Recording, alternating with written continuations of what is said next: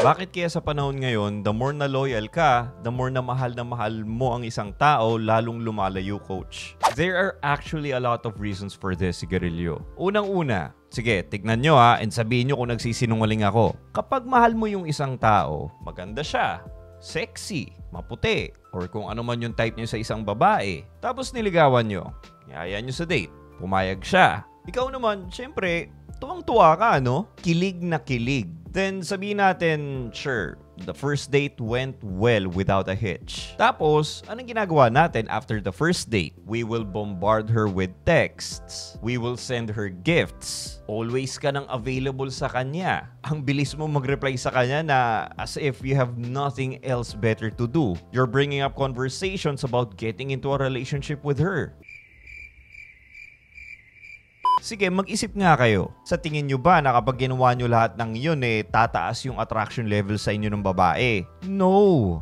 All of those things seems intuitive when you're in love. In other words, it feels like na kapag ginawa nyo yung mga bagay na yun, mas lalong mafo-fall sa'yo yung babae. Bakit?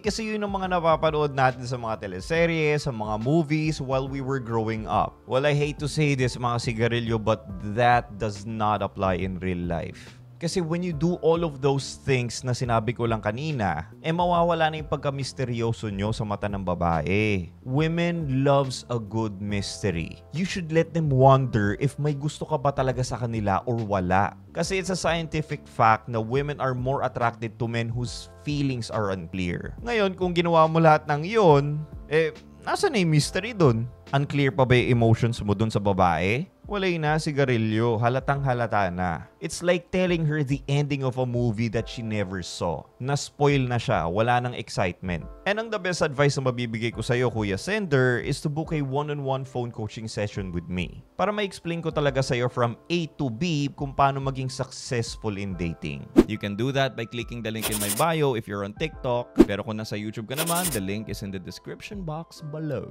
Hush!